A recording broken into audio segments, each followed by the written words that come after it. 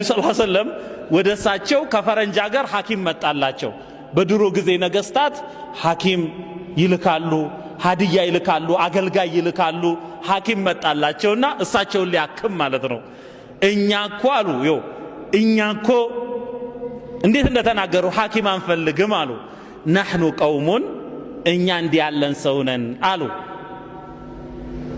ላ ናእኩሉ ሐታ ነጁዓ የረሃብ ስሜት እስኪሰማን አንበላም አሉ። ወኢዛ አከልና ለም ነሽበዕ ስንበላ ደግሞ ጥብስቅ ጢም አናደርግም አሉ። በሶስት ተከፍሎ ነው። እንዴት ሆድ በሶስት ይከፈላል? ምን ጊዜ ፎርሙላው አንደኛ ምግቡ ጠጣሩ፣ ሁለተኛ ፈሳሹ፣ ሶስተኛ መገላበጫ አየሩ። በሶስት ተከፍሎ ነው እንጂ ሚክሰር አለ አይደለ? ይሄ ህንጻ ሲሰራ ሚክሰር አይታችኋል አይደል? እዛላ ሲሚንቶና ጢም ጠጠሩ ጢም እንትኑ ጢም አፉ ድረስ ማለት ነው። ተዛ ውሃ የት ይግባ? እሺ እስቲ አገላብጠው። ስታገላብጠው ብትከርም አይፈጭም ማለት ነው። ብትመታ ያው እማይፈጭ ነገር ድንጋይ ተሸክሜ ዞራለሁ እንዴ በአላህ።